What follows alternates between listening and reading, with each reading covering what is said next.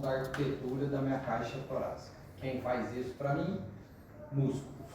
Que músculos são esses? Os músculos inspiratórios de repouso. Diafragma, que é o principal. Intercostais externos. E os acessórios. Esternocleidomastoideu, escaleno e os extensores do pescoço. Numa inspiração forçada, fora do estado de repouso, uma demanda elevada da minha necessidade ventilatória, aí entram peitorais, serráteis, trapézios, aí entra mais outros grupos musculares, certo? Beleza. A expiração de repouso é um processo passivo, que é o recuo anatômico da minha caixa torácica e o recuo elástico dos meus tecidos pulmonares, ou do meu tecido pulmonar, um só. Certo? Beleza. Já numa expiração forçada, onde eu preciso aumentar a minha demanda, como por exemplo a tosse, o espirro, apagar uma vela, soprar algum objeto, aí eu preciso de atividade muscular, aí ela é ativa. Os principais músculos que agem na expiração forçada são o reto abdominal, oblíquo e o oblíquo nem tanto, o reto abdominal e os intercostais internos. Oblíquo e transverso são mais estabilizadores do que músculos dinâmicos propriamente dito. Então, tem uma ação dinâmica? Tem, mas o efeito é muito pequeno. A resposta é muito baixa. Eles têm ação muito mais estabilizadora. Certo? Beleza. Foi isso que nós falamos ontem. Tá claro? Bom, então vamos lá. Para eu ter essa atividade mecânica, ou seja, para eu fazer o ar deslocar para dentro dos meus pulmões, obrigatoriamente tem que ter uma porta de entrada. Qual é a porta de entrada do meu sistema ventilatório? Nariz, certo? Não é boca, tá? A boca não foi feita para ventilar. A boca, de acordo com o menininho lá do YouTube, foi feita para comer. Não foi feita para ventilar, certo? O órgão no nosso corpo humano responsável pela entrada, por ser porta de entrada do ar, é o nariz. Então, a primeira estrutura anatômica das minhas vias ventilatórias é o nariz. E no nariz, apesar de ser porta de entrada, eu já tenho o primeiro processo de filtragem desse ar. O ar que está aqui fora, ele é constituído por uma infinidade de substâncias. Se a gente for relembrar o ar, ele tem nitrogênio, tem oxigênio, tem gás carbono, tem impurezas, tem vapor de água, tem hélio, tem um monte de substâncias, certo? Então a primeira coisa que eu tenho no nariz, além de ser a porta de entrada, é a barreira para algumas determinadas impurezas que estão no ar. Que substância ou quais são as estruturas do nariz que fazem essa primeira filtragem do meu ar? Pelo. Os pelos nasais, chamados anatomicamente de vibriças. Então, a primeira estrutura anatômica localizada no meu nariz, que tem função de retenção de impureza ou de filtragem do ar, são as vibriças, com 2 S, certo? São esses pelos aqui. Em nós homens, dependendo da idade, não sei para que eles crescem desse tamanho. Eu tenho uma briga com as minhas vibriças em casa que é impressionante. É incrível, cabelo branco e daqui já começa a sair do bigode. É no bigode, é aqui, é na orelha. Não tem. Não. Acho que a orelha vai ser quando chegar nos 40. Aqui começa a crescer assim, você fica parecendo um vampiro assim,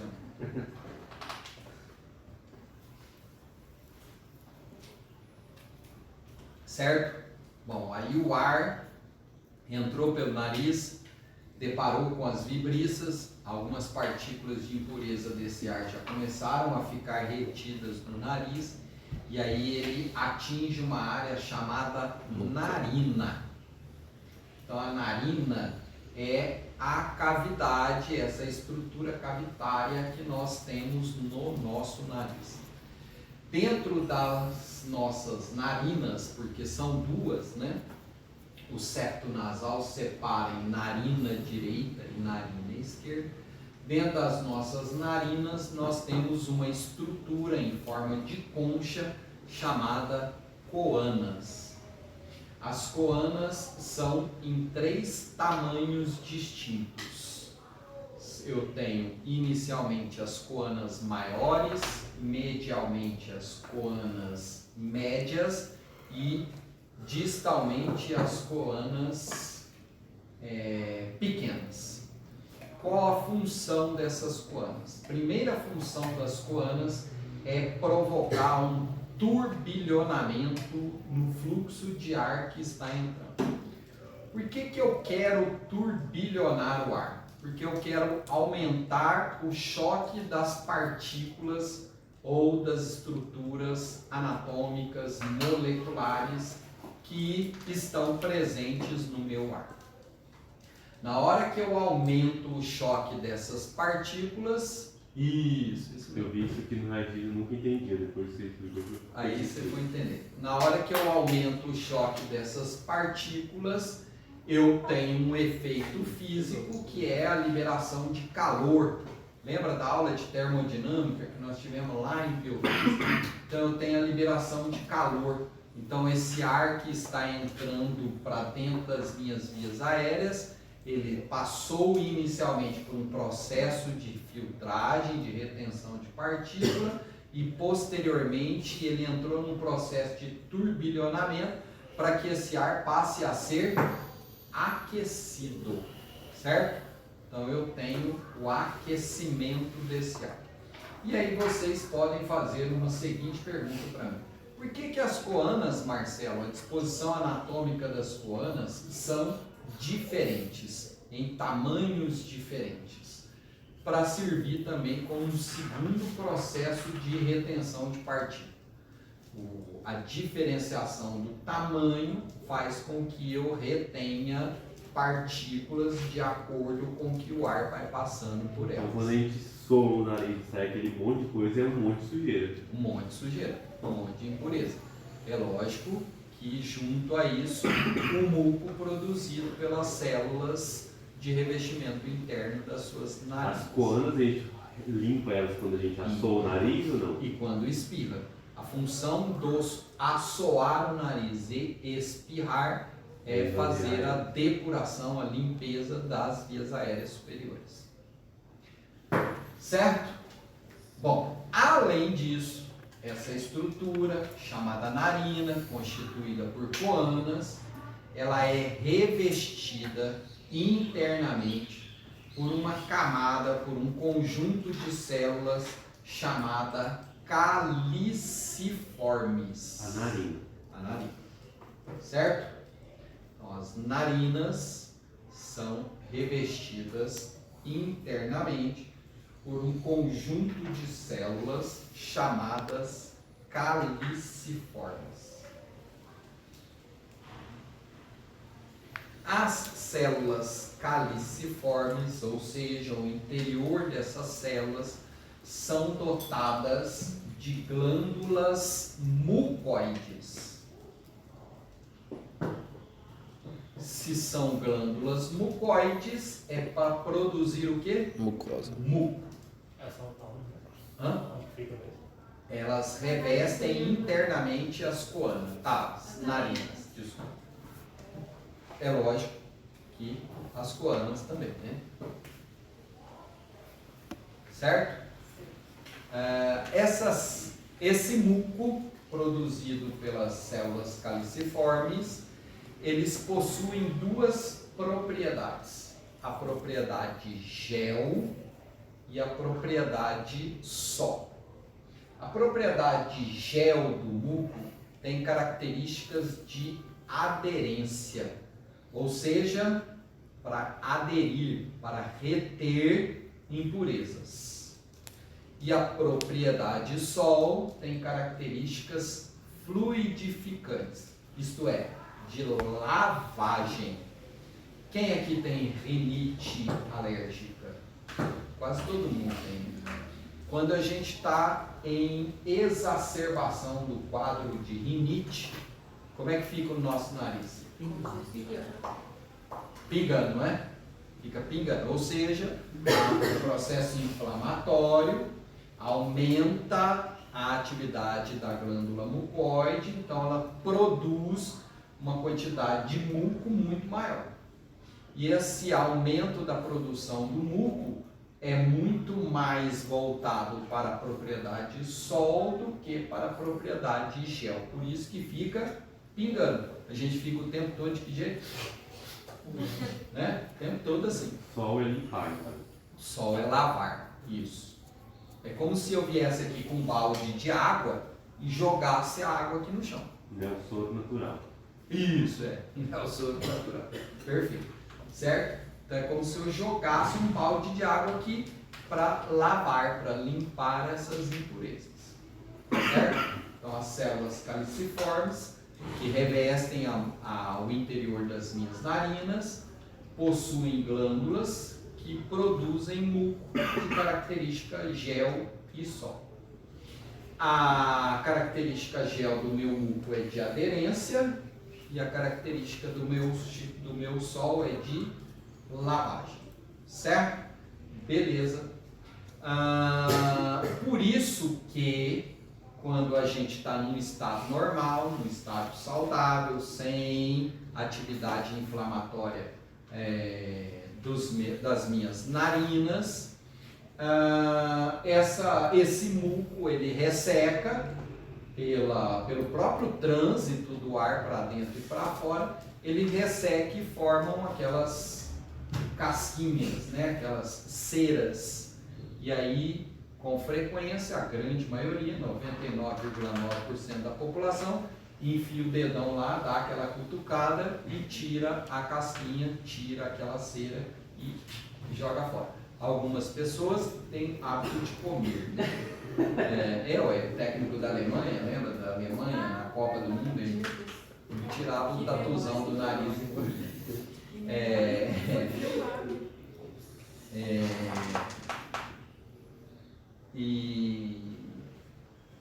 Então nada mais do que esse muco produzido por essa célula que resseca dentro da cavidade nasal e a gente vai lá por uma ação mecânica e remove de lá. É certo fazer isso? Não. Não é certo porque a cavidade nasal, por ter um contato externo muito grande, é uma via também de acumular, de alojar, de residir uma infinidade de bactérias. E aí essa cutucada que você está com a unha, além de vir o muco ressecado, o muco desidratado, vem as bactérias juntas. E aí você vai lá em alguns lugares do nosso corpo humano, que é mais aquecido, que é pouco iluminado e que é muito umidificado e dá uma coçada. Aí fere a camada de revestimento externo daquela região e deposita aquelas bactérias. Daqui uns dias, o que acontece com aquele lugarzinho? Vira o quê? Vira um furúnculo, né? O furúnculo, a grande maioria da sua origem, ela vem da onde? Da sua unha, da sujeira da sua unha, que está debaixo da sua unha. Certo? Então por isso que a gente tem furúnculo. E aí tem uns mané que fala que é do sangue, que é doença do sangue. Sem contar também, quando você coloca o dedo no nariz, você pode acabar rompendo a pele, né? No momento que o tempo seco, por exemplo. Traumatiza, e aí Jogar a provoca bactéria lá, sangração. Por que dificilmente a gente tem furúnculo aqui, ó? Eu tive aqui, sabe? Não, lógico. Mas olha o termo que eu usei. Dificilmente a gente tem, não é comum. Por que dificilmente a gente não tem aqui e tem com maior frequência aqui, lá no Boga? Isso, porque é escuro, abafado, úmido. um ambiente de proliferação muito maior. Aqui o atrito é muito grande, a exposição ao sol, a lavagem, a limpeza é mais frequente. Mas pode ter em qualquer lugar do nosso corpo humano? Pode. Mas o mais comum são as axilas e a região perianal. Mais comum. E aí, mas por que eu tenho furúnculo lá no fiofó? Você vai lá e coça. Não toma sol. Literalmente, dá a coçada lá. Certo? Beleza? Depois do nariz, das narinas, eu tenho a região chamada nasofaríngea. Aí essa região já faz parte da faringe. Então, logo após as narinas, eu tenho a região chamada nasofaríngea. Aqui dentro ele tá, né? Tá entre a cavidade oral e o nariz. Certo? Já é lá dentro. Certo? Então, passou a narina, ou seja, terminou o teu narizão, aí já tem logo ali a região nasofaríngea. A região nasofaríngea é uma região que faz ali uma intersecção, faz a comunicação da via nasal com a cavidade oral. Tanto é que a faringe é dividida em 3 regiões: a nasofaríngea, a orofaríngea e a laringofaríngea. Para que serve a cavidade oral? Como nós já falamos, para comer, para eu administrar a via de oferta nutricional para o meu corpo humano. Acredito. Tem nutrição aqui no curso de fisioterapia? Meu curso de fisioterapia foi muito mais completo que o de vocês. Pelo amor de Deus. Eu tive nutrição, enfermagem, hematologia. Primeiro só volta. Já era em 5 anos. Em 5 anos. 5 anos. Tá vendo? Aqui eles preferem aumentar a carga horária de uma matéria que não precisa e tirar as que precisa. Eu não tinha essa. Na PUC, assim, vai falar. Tinha certo, anos e né, meio, pai? eu acho. Bom, Bom, o não sei universo se mudou, né?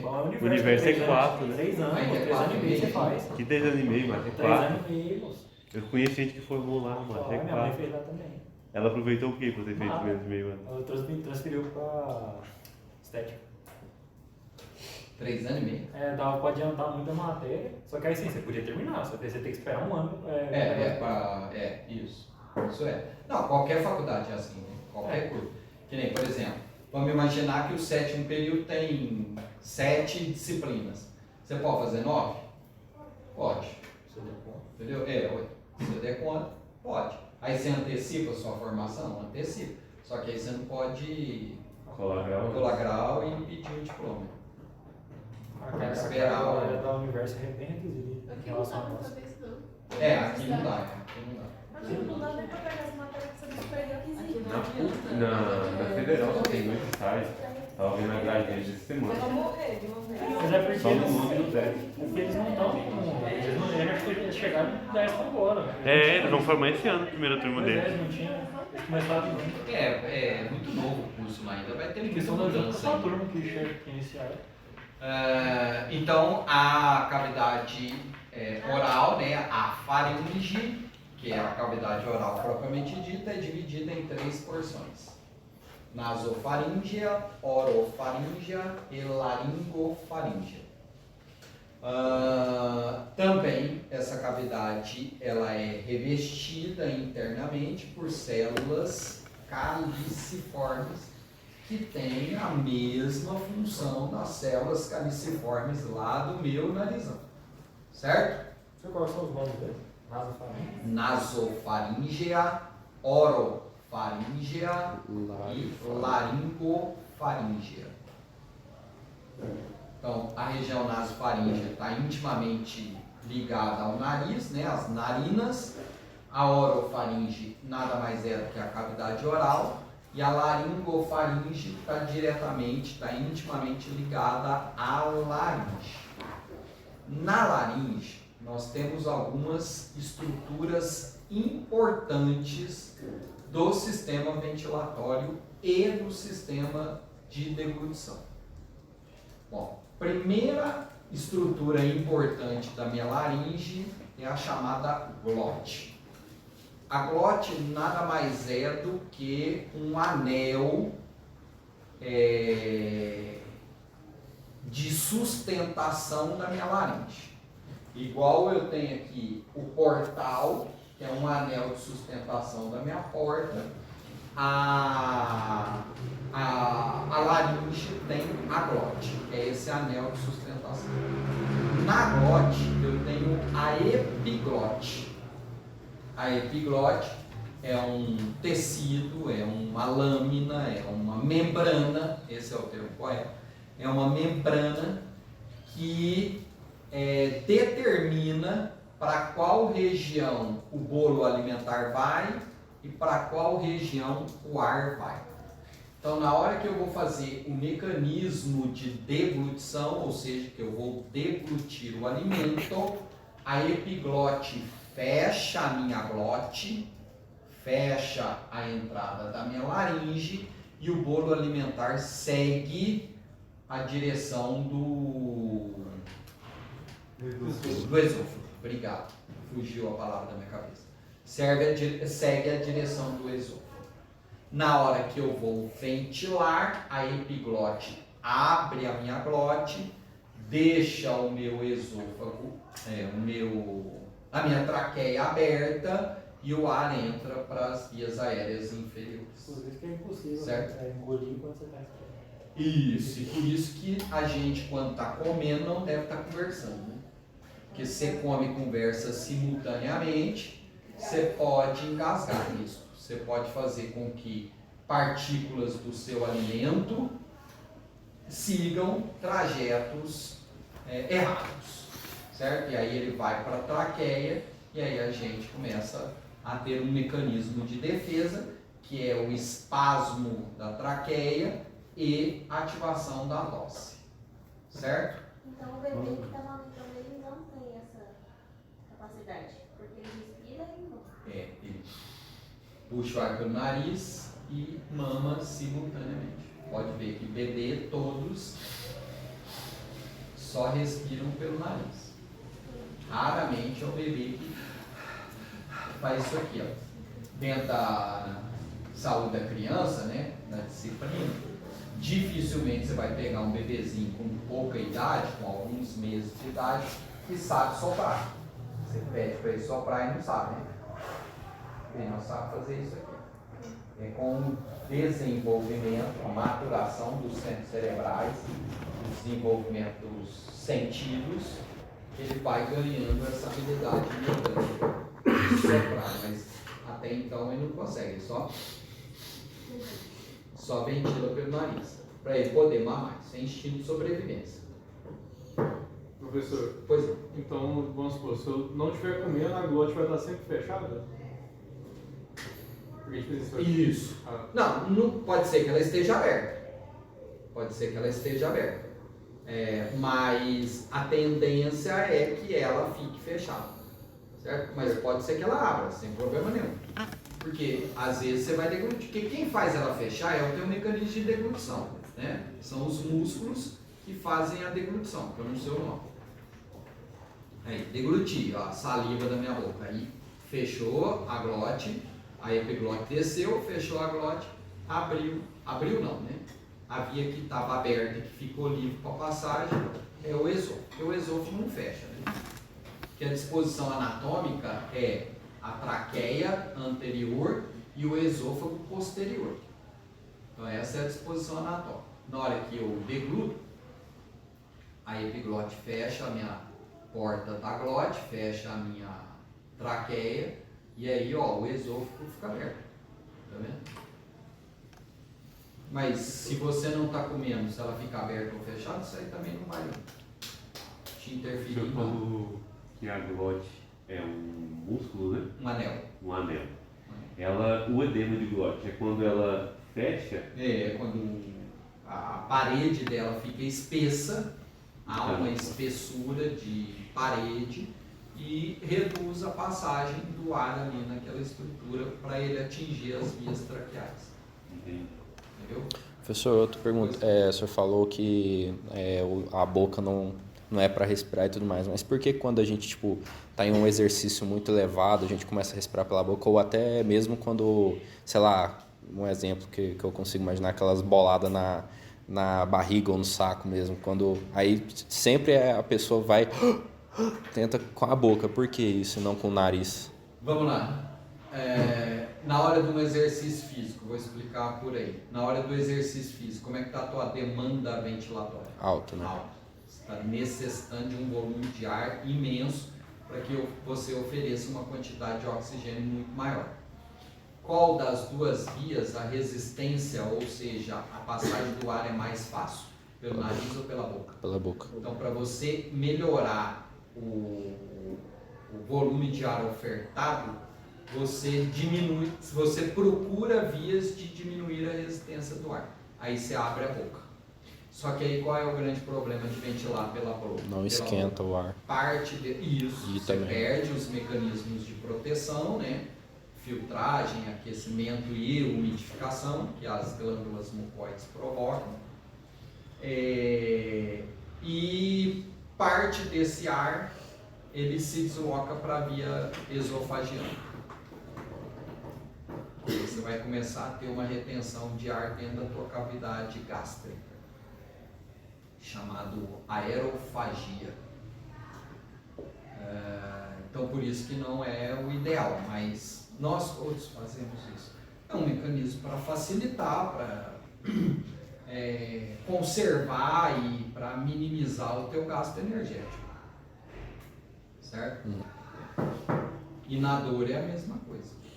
Na hora que você leva a bolada ali, seja onde for, a dor vai fazer com que você tenta buscar ali uma via de ofertar um volume de ar maior com a menor resistência possível. Certo? Entendido isso? Beleza?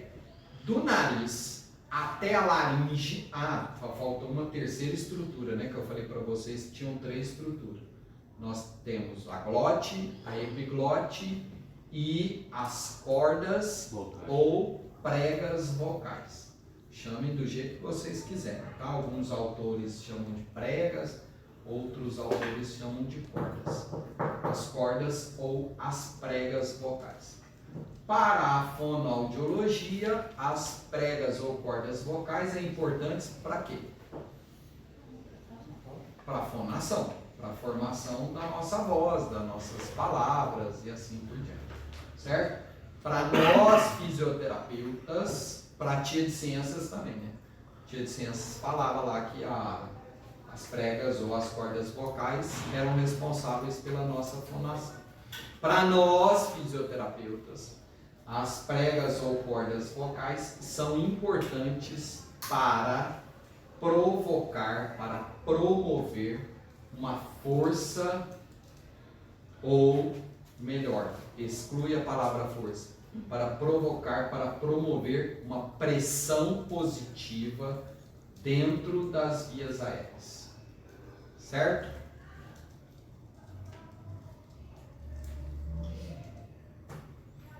Na hora certa nós vamos discutir qual a importância dessa pressão positiva. Ok? Então tenho 3 estruturas: glote, epiglote, cordas ou pregas vocais. A importância da glote, sustentação. A importância da epiglote, direcionar o ar e o bolo alimentar. E a importância das pregas vocais, promover pressão positiva no interior das vias aéreas. Ok? Do nariz até a laringe, essas estruturas, esse conjunto de estrutura é chamada vias aéreas superiores. Certo? Eu acredito que vocês já tenham ouvido falar, o indivíduo está com uma infecção das vias aéreas superiores. Ele tem algum processo inflamatório, ele está desenvolvendo algum processo inflamatório pela ação de algum micro-organismo em alguma dessas estruturas. Ou é na laringe, ou é na faringe, ou é nas narinas, certo? Em alguma dessas estruturas. A rinite é uma doença de via aérea superior. Ok? Bom, da laringe para baixo, então nós temos as vias aéreas inferiores. A primeira estrutura das minhas vias aéreas inferiores é a traqueia. A traqueia é um tubo cilíndrico de aproximadamente 10 a 12 centímetros de comprimento.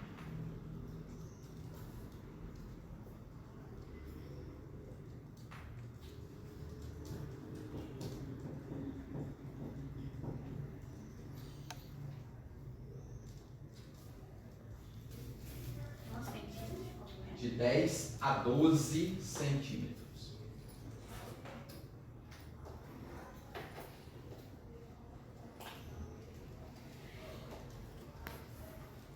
Anoto isso. Que é revestido externamente por musculatura lisa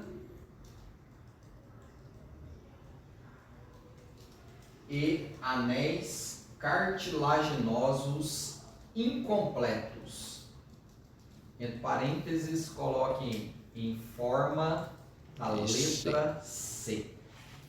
Literalmente, você pegar um anel cartilaginoso e colocar aqui na sua frente, ele tem um formato exatamente igual à letra C. A parte que encosta na minha coluna, então, é plana. É aberta. Não, não é na sua coluna. É Lembra que a sua traqueia é anterior. Verdade, isso. Sua traqueia é anterior. Se não fosse plano, ia ateitar no esôfago. Se ele fosse completo, ele atritaria o esôfago, certo? E aí então justifica porque ele é um anel cartilaginoso incompleto. Porque logo atrás dele, logo atrás da traqueia, eu falei para vocês que passa no esôfago. E o esôfago é um tubo revestido externamente exclusivamente por músculo liso. Por que ele tem músculo liso? Para permitir o movimento peristáltico. Ele abre e fecha constantemente. E é essa função peristáltica que empurra, literalmente empurra o bolo alimentar da cavidade oral para dentro da cavidade gástrica. Certo? Essa constante mobilidade esofagiana, se tivesse um anel cartilaginoso completo, ela iria atritar com essa estrutura mais rígida, mais densa. Constantemente eu ia gerar lesões na parede da musculatura lisa do meu esôfago e a lesão ia provocar, ia estimular um processo inflamatório. E se tivesse processo inflamatório, eu teria como um dos sinais inflamatórios dor. E se eu tivesse dor, o que aconteceria com o meu mecanismo de deglutição? Reduziria, diminuiria. Então, pela natureza de formação, esse anel cartilaginoso é incompleto para permitir com que a mobilidade esofagiana não sofra lesões constantes. Certo? Por isso que o anel cartilaginoso é incompleto. Então eu tenho cartilagem na porção lateral, anterior e lateral do outro lado do meu esôfago. Lateral e anterior, fica mais fácil assim. Certo? Entendido isso? E esse conjunto de cartilagem dispostos aí de 10 a 12 centímetros formam quantos anéis? Quem é monitor de anatomia? Os dois, Não lembra disso? já foi um. Qual que é a pergunta? Hã? Qual que é a pergunta mesmo? Quantos anéis cartilaginosos tem na disposição de 18. toda a traqueia? Eu acho que a gente nem tudo isso. 12, 24, né? Aproximadamente 12. Aproximadamente 12 anéis cartilaginosos. Cada um tem um nome. Precisa saber? Também não. Precisa Cada saber. anel dela tem um nome? Cada um tem um nome lá específico. Também não não precisa saber não, sei. tá? O que a gente tem que saber é isso, que a traqueia, anteriormente, ela é revestida por um anel cartilaginoso. Tem como função proteção. Imagina se eu sofrer um trauma aqui, se eu não tivesse aquele anel cartilaginoso, eu ia lesionar minha traqueia, gerar processo inflamatório, edema, não ia ventilar. Ia cair morto ali por obstrução da passagem do ar. Certo? O anel cartilaginoso está ali literalmente para proteção. Ok? Agora, o que importa para nós? O último anel cartilaginoso. Como é que ele chama? Carina. Carina com C, viu, gente? Com C. Carina com K é nossa amiga, vizinha, namorada. Carina com C, certo? Por que essa é importante? Por que esse anel cartilaginoso é importante? Porque ele divide a minha traqueia em dois brônquios principais, ou em dois brônquios fonte. Tanto faz também. Cada autor chama de um jeito, certo? Eu gosto de chamar de brônquios principais. O brônquio principal direito e o brônquio principal esquerdo. A gente pode falar então que ela se divide. A carina, que é a última cartilagem da traqueia, é responsável em dividir a traqueia em dois brônquios principais. Tanto é que se a gente pegar o desenho da carina, ela tem esse formato aqui, ó.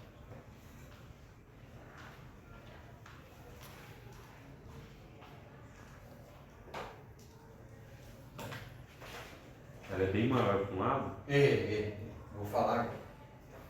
Ela é bem maior de um lado. Certo? Então esse é o formato da carina.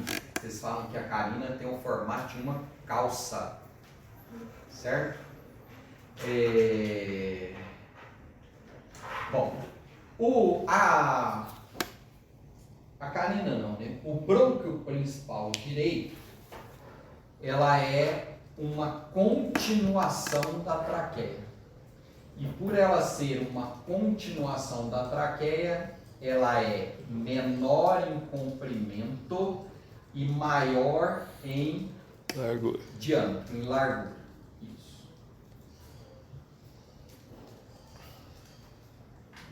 Então, o brônquio principal direito é uma continuação da traqueia, menor em comprimento, maior em largura ou diâmetro. O pulmão direito, então, é mais abastecido que o esquerdo? Como é que é? Em volume ele é maior, mais abastecido, eu gostei. Ele é um tanque de caminhonete. O outro é um tanque de Celtinho. Certo? O brônquio principal esquerdo, por ser uma ramificação da traqueia,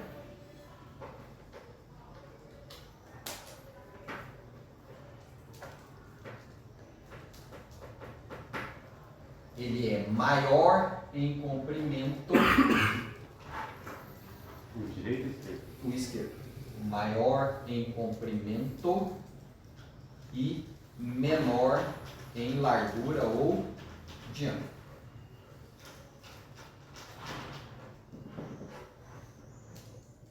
Bom, mediante a isso, essas condições anatômicas, estruturais, eu tenho o brônquio direito com uma resistência muito menor do que o esquerdo.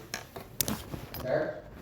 Então, consequentemente, o ar, quando está passando por essas vias, ele vai preferir ir para a direita ou para a esquerda? Direito. Para a direita. Por isso que anatomicamente o pulmão direito é maior em volume do que o meu pulmão esquerdo. Mediante a isso, o meu brônquio principal direito se ramifica em 3 novos brônquios. O brônquio lobar superior, o brônquio lobar médio e o brônquio lobar inferior.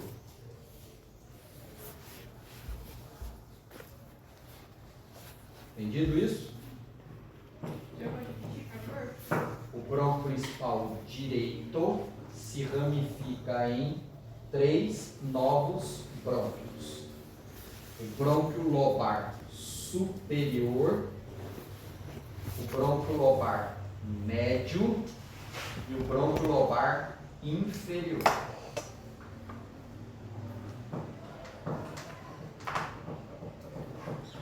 certo? Como o brônquio lobar esquerdo é uma ramificação e ele oferece uma resistência maior ao fluxo de ar, a quantidade de ar que vai para o lado esquerdo é menor. Então eu preciso ter anatomicamente um pulmão tão grande quanto o direito? Não. Então ele se ramifica em dois brônquios, que é o brônquio lobar superior e o brônquio lobar inferior. Agora só título de curiosidade. Por que tem essa diferença? O coração é um dos culpados, mas por que tem essa diferença? Esquece do coração. O homem, na sua origem, ele andava em quantas patas? 4 patas. O homem, na sua origem, era um quadrúpede.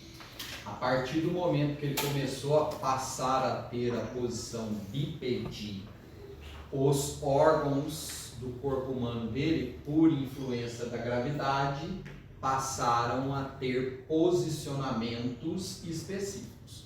E aí o que aconteceu com o coração, que era centralizado? Ele se dispôs mais para o lado esquerdo. E aí essa ocupação da massa do coração no hemitórax esquerdo fez com que o pulmão esquerdo reduzisse de tamanho. Tanto é que o pulmão, em alguns indivíduos, ainda existe um resquício anatômico chamado lóbulo esquerdo. Mas a grande maioria já não tem mais esse resquício anatômico. Ele já desapareceu pela evolução aí da espécie. Então, por isso que o pulmão esquerdo ele é menor em tamanho. Por isso que o brônquio principal esquerdo se ramificou e não tem o mesmo calibre, e assim sucessivamente, certo? Que anatomicamente, pela disposição do coração, ele é menor em tamanho, tá? Mas se influencia nas nossas atividades funcionais? Não, nenhum, tá? Para eu realizar todas as minhas atividades funcionais, sejam elas de repouso, sejam elas de esforço, independente se é o pulmão direito ou o pulmão esquerdo, eles são capazes de satisfazer. Isso é visto, isso é identificado em qualquer situação. Eu tive um câncer de pulmão e o tratamento foi a ressecção total do meu pulmão direito. Limitou as minhas atividades? Dependendo do grau de esforço que eu vou fazer, está limitado. Mas as minhas atividades de vida diária, as minhas atividades necessárias para manter a minha qualidade de vida, são mantidas apenas com a função do meu pulmão esquerdo. E vice-versa. Certo? Beleza. E aí, qual é a principal profissão responsável para dar essa vitalidade pulmonar? Nós, fisioterapeutas. Certo? Bom, a traqueia, eu falei para vocês que externamente ela era revestida por anéis cartilaginosos incompletos e por musculatura lisa. Da carina para frente, até chegar no final, todos os brônquios, brônquio principal, brônquios lobares, brônquios segmentares, todos são revestidos externamente por musculatura lisa e anéis cartilaginosos completos. Só é incompleto na extensão da traqueia. Da traqueia para frente, todas as nossas, todos os nossos, na carina para frente, todos os nossos brônquios são de anéis cartilaginosos completos, certo? Beleza. Da traqueia até os nossos bronquíolos terminais, internamente essas vias são revestidas por células cilíndricas ciliadas, certo? Então, da traqueia até os brônquios terminais, todas as vias são revestidas internamente por células cilíndricas ciliadas.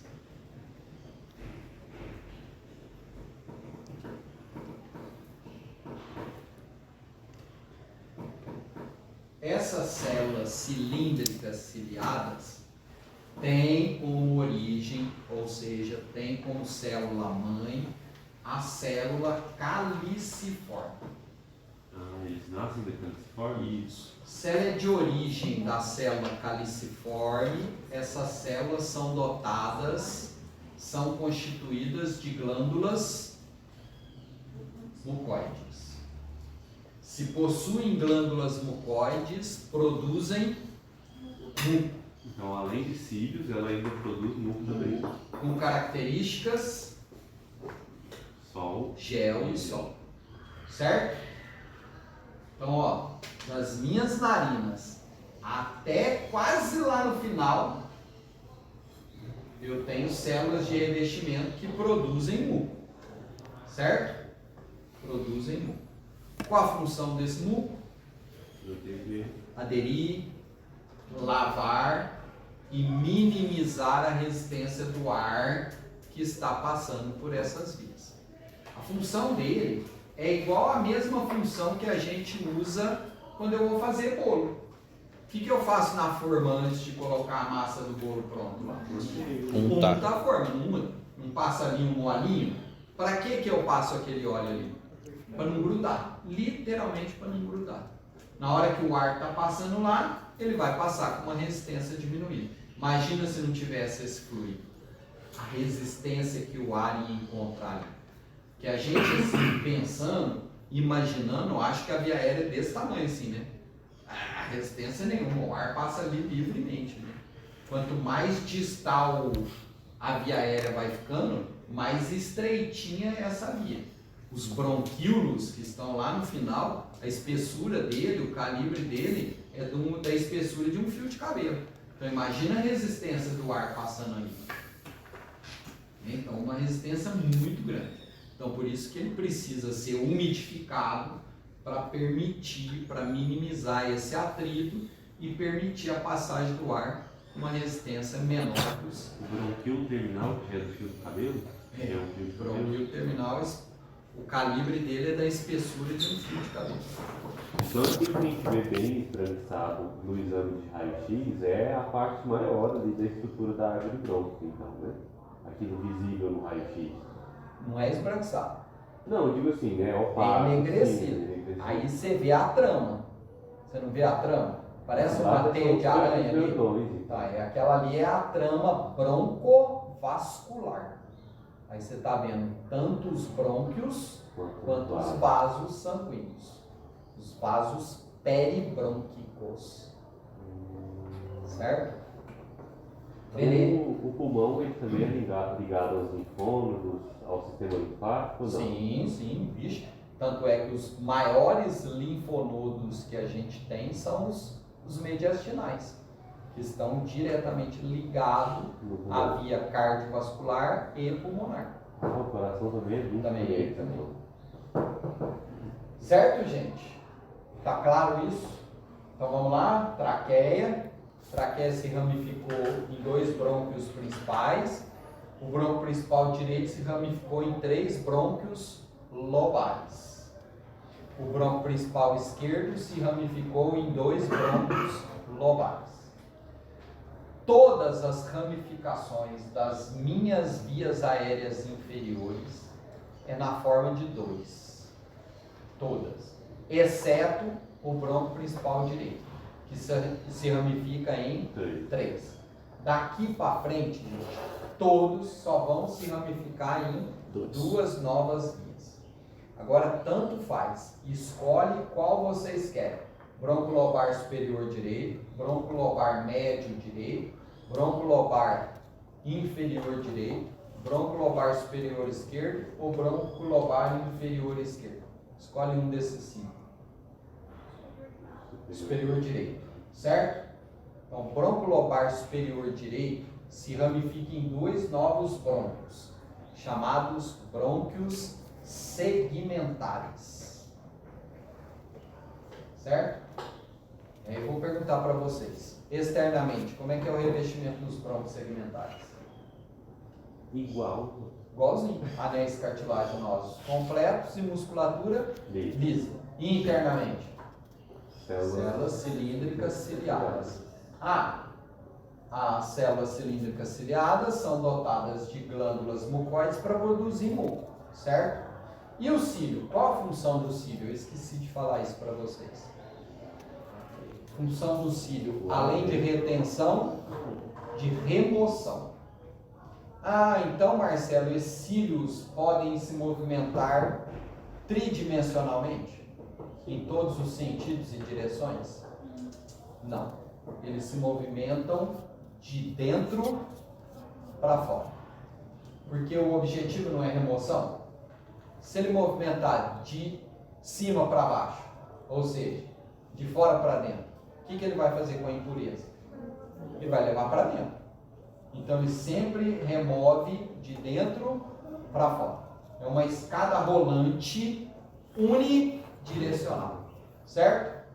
Existe uma síndrome genética chamada síndrome de cartagênese ou cartagenese, cada um fala de um jeito. Até recentemente eu estava assistindo um seriado de televisão e aí falaram dessa síndrome, onde a alteração genética desse indivíduo faz com que a motilidade dos cílios é invertida. Ele desloca para dentro. E aí esses indivíduos possuem um risco de infecção recorrente muito grande. E esses indivíduos são altamente dependentes da fisioterapia.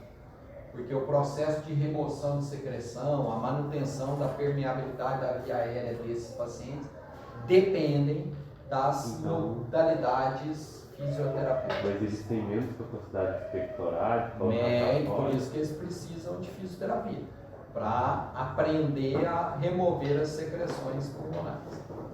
São altamente dependentes. Eu tive um paciente na minha vida profissional como fisioterapeuta respiratório que tinha essa doença. Era terrível, terrível. Ele adoecia muito. Muito.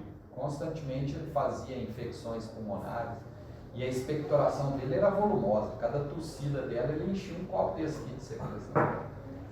Era impressionante, impressionante. E o cara era gente boa, mas gente boa, tinha um coração desse tamanho. Chocado. Bom, vamos lá, vamos continuar. Então, o brônquio lobar superior direito se ramificou em brônquios segmentares, certo?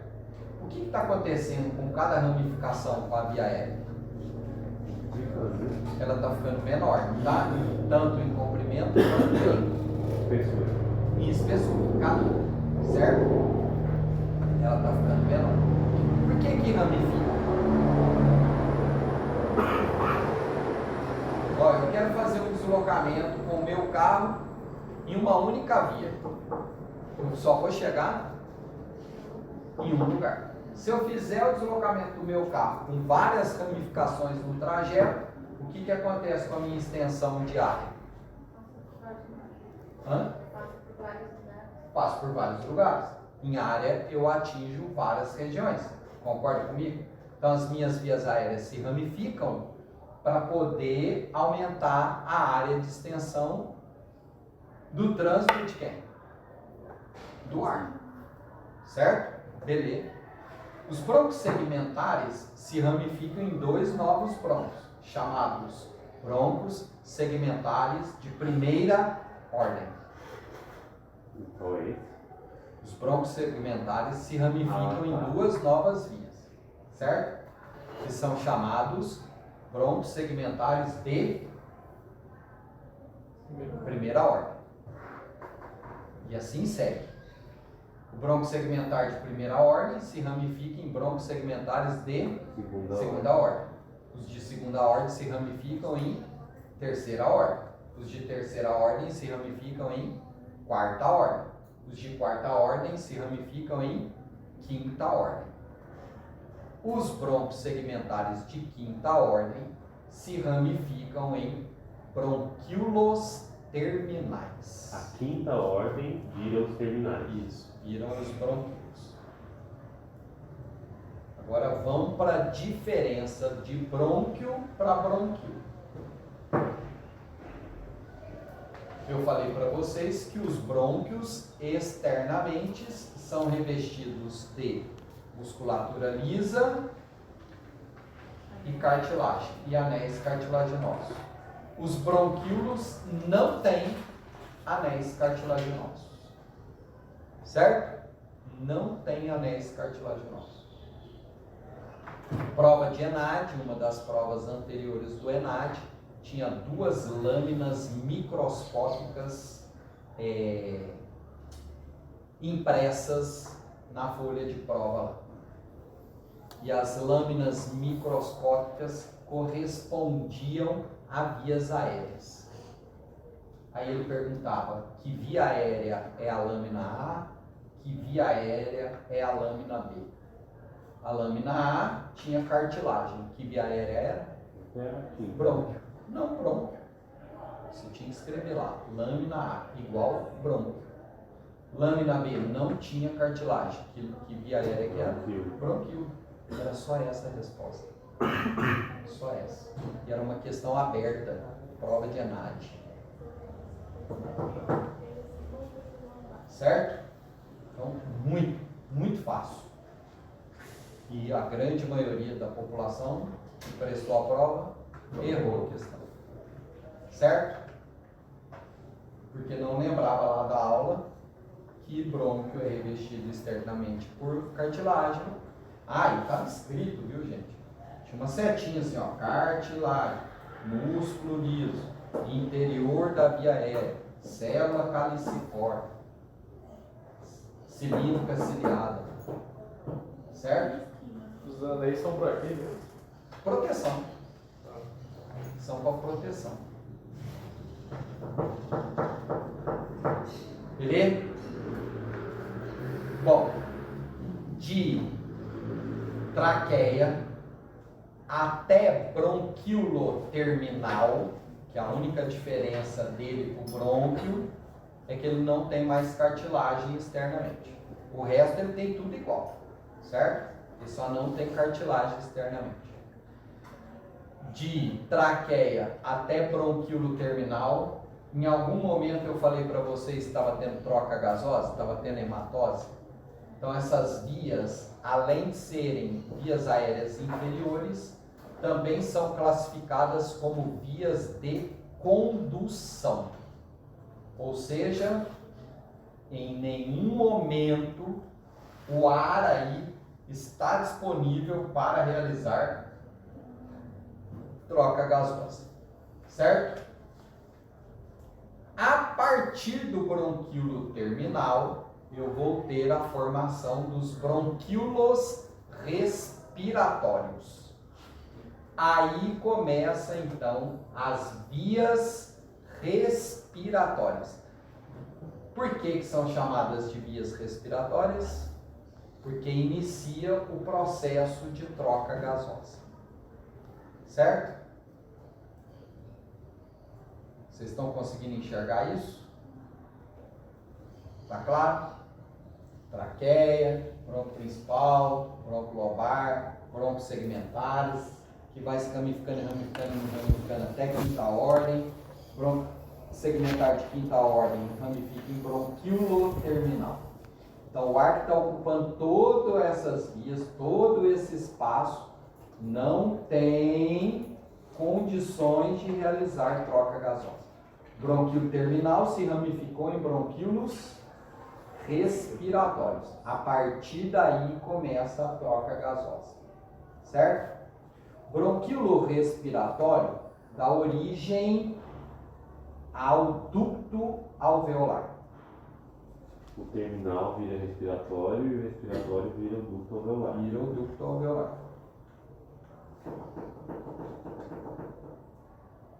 No ducto alveolar eu tenho os sacos alveolares.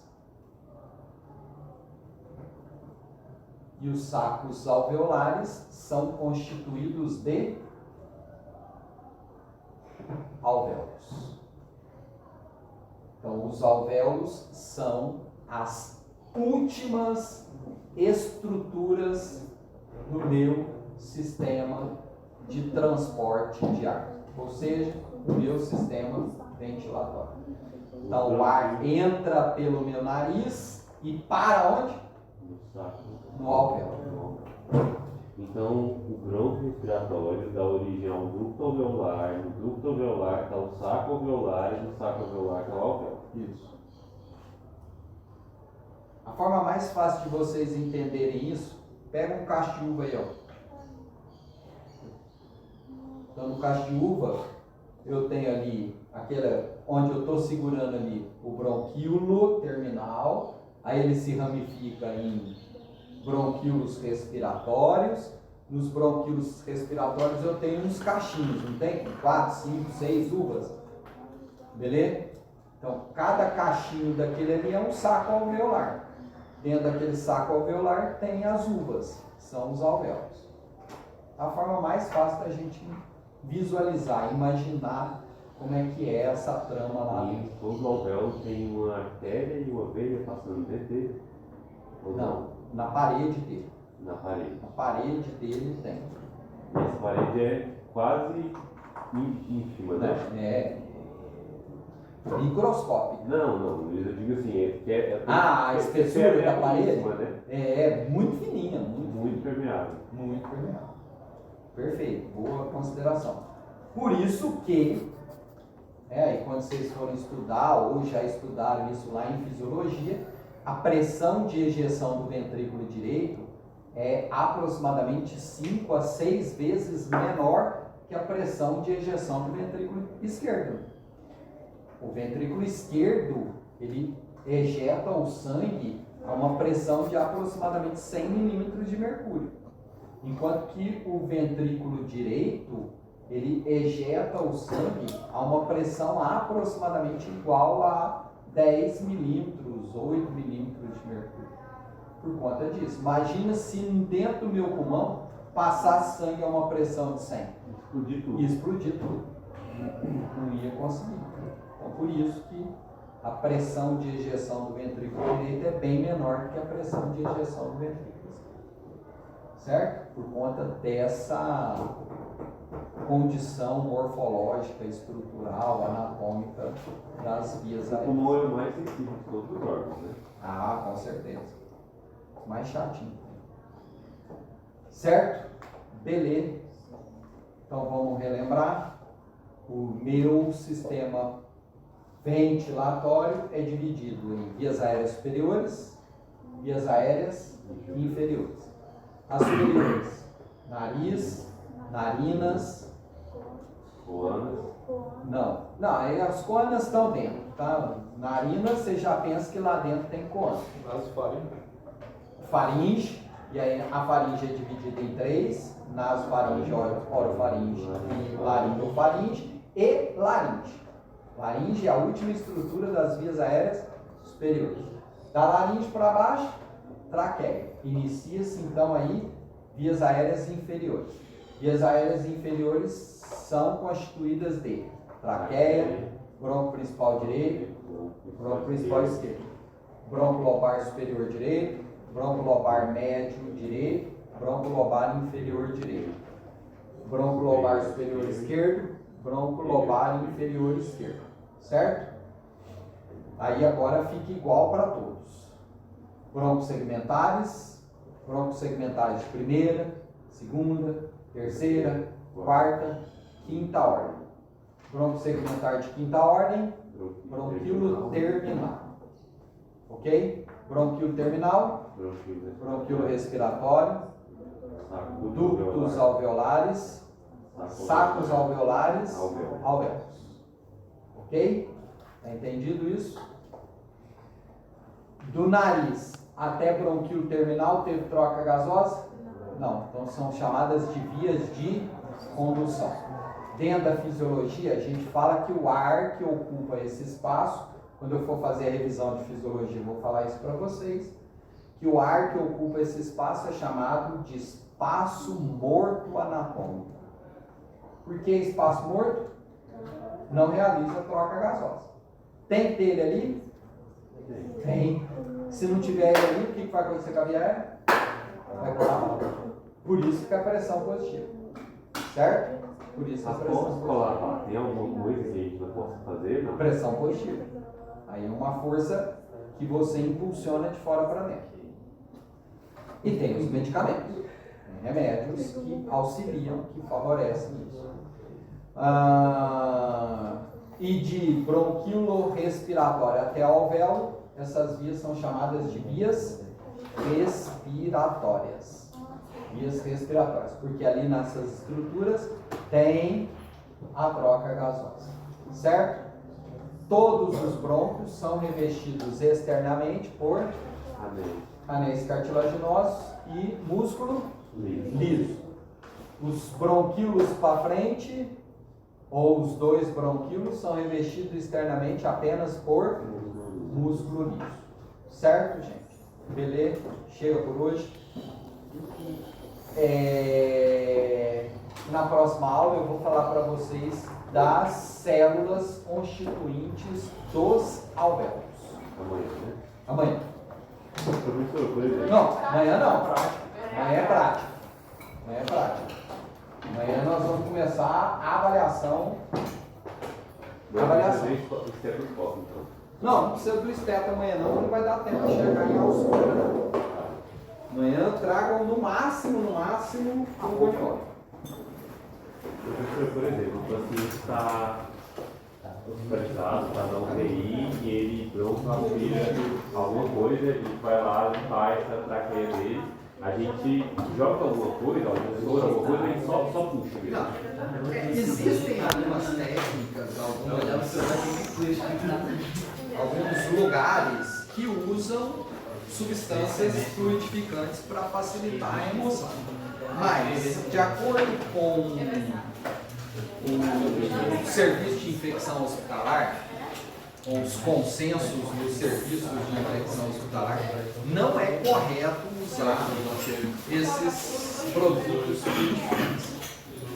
Porque